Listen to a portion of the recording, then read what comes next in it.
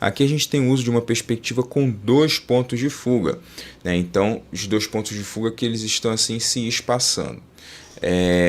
Obviamente que assim, num desenho automotivo, você desenhar os pontos de fuga não faz sentido, porque o carro ele é um objeto muito horizontal, então se você fosse desenhar na folha os pontos de fuga, ele ia ficar muito distorcido, né? Mas a gente pode e deve utilizar os conceitos do ponto de fuga. E quais que são esses conceitos? Que é as linhas irem se fechando até chegar em um ponto em comum, que é o ponto de fuga, tá? Então aqui no caso a gente tem dois, a gente tem um para cá, para a esquerda, né, outro para a direita.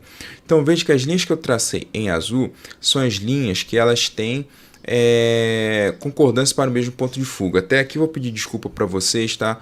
Pela minha linha ter saído um pouco torta, porque a minha tablet não está muito boa, a minha mesa digitalizadora, então acabou indo dessa forma mesmo, tá? Das próximas vezes vou tentar melhorar isso, mas acho que dá para entender aqui, tá? Então a gente tem as linhas indo para como se você prolongasse elas e elas se unissem, tá? Então a ideia é que essas linhas façam isso. Agora as linhas que eu tracei em vermelho são as linhas que não estão fazendo esse desenho. Se você bater o olho, tá? Ó, parece que essa linha vai para um horizonte diferente das linhas que estão em azul, tá bom? Eu falei, Felipe, mas elas são linhas de cima, elas têm que ir para o mesmo ponto? Sim, elas têm que ir para o mesmo ponto, porque essas são as linhas que estão na parte da frente do carro. E a parte da frente do carro, todas as linhas têm que ir para um mesmo ponto. Sempre quando eu falar de correção de perspectiva, vai existir mais de uma maneira de se fazer. Só que eu vou optar sempre pela maneira mais simples, é a que eu vou recomendar para vocês. Então você tem duas opções de corrigir aqui. Ou você pode corrigir as linhas que estão em azul e subir elas para que elas, né, concordem com as linhas que estão em vermelho.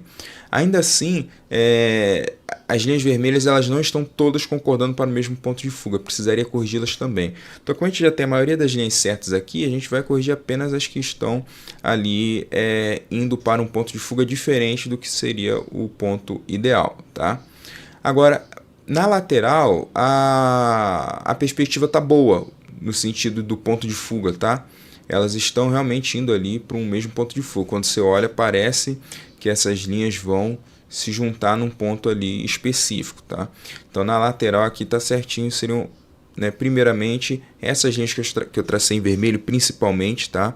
As que a gente precisaria acertar. Um outro ponto de evolução seria o entre eixos, tá? Aqui, mais uma vez, peço desculpas pelo traço esquisitão aqui, né? Ainda não consegui regular a minha mesa digitalizadora, que é bem antiga. Mas aqui dá para vocês terem uma ideia, tá? A gente tem, ó, 1, 2, 3, 4. A gente tem 4 rodas de entre eixos. Sendo que no Charger a gente tem o que, ó? 1, 2, 3,5, né? Quase 3,5. O que numa proporção de carro já é uma proporção bem grande, tá? Mas aqui no desenho feito ela tá maior ainda, tá? Então faz o carro parecer muito mais comprido do que ele de fato é. Então aqui é um outro ponto que a gente tem que corrigir, tá? Então quando chega aqui na terceira roda e meia é quando começa ali a roda de fato, tá bom? Então esse aqui seria um outro ponto para poder corrigir.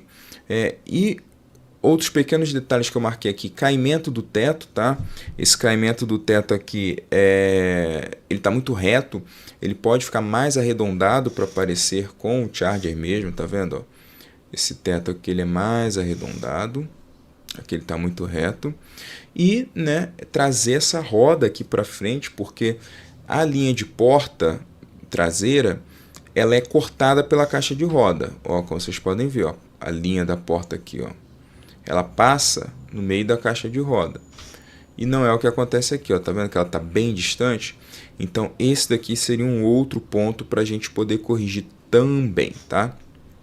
Então, se a gente for avançar, tem mais um ponto que eu trouxe aqui, que é o traço do highlight. Mas esse daqui pode ser pela fotografia, tá? Porque perceba que o branco do fundo não está tão branco. Então, o highlight está um pouco escuro. Principalmente aqui, por exemplo, o SRT e tudo, que Felipe, não é highlight, mas é o ponto da logo que a gente costuma destacar também com o branco, né?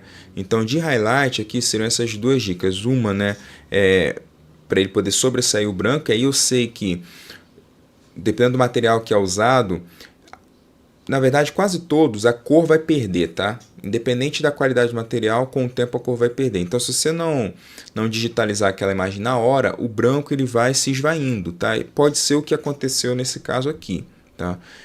Mas apenas um comentário para poder registrar de forma didática, tá? Não que esse tenha sido o problema aqui no desenho do Igor, tá? Que está muito bem feito por sinal, tá? Os highlights eu acho que eles estão numa quantidade legal. O que dá para melhorar um pouquinho aqui seria o traço do highlight, né? E os pontos onde eu circulei é onde ele termina redondinho. O ideal é que o highlight ele termine ali como se fosse um traço de pincel. E Felipe, qual que é o traço de pincel? Você vai ver exatamente nesse desenho aqui do Igor, tá? Olha só.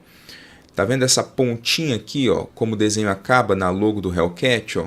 Com esse traço fino e depois ele engrossa, é mais ou menos esse traço aqui que o highlight tem que ter, tá bom? Então, aqui a gente conseguiria valorizar ainda mais o nosso Hellcat. Então, desenho original, tá? E aqui com os leves ajustes que eu fiz, ó. Eu fiz no próprio Photoshop, né, distorcendo algumas coisas, então assim, não tá perfeito, mas eu fiz apenas de forma didática, tá? Então, ó, só para vocês compararem, ó, que é bem sutil, mas já dá uma ajudada boa na proporção, tá? Então, de cara aqui, o que a gente arrumou? A gente arrumou essa entrada de ar aqui, tá bom? Que ela estava um pouco torta. Essa outra entrada de ar aqui também. A gente ajustou o para-brisa, as linhas do para-brisa a gente corrigiu, tá bom? Essa linha do teto aqui, deixando-a mais suavizada, mais arredondada. E diminuímos o entre-eixo. Opa, diminuímos aqui o entre-eixo, ó. Tá? E agora o entre-eixo já tem uma proporção mais próxima do ideal, tá?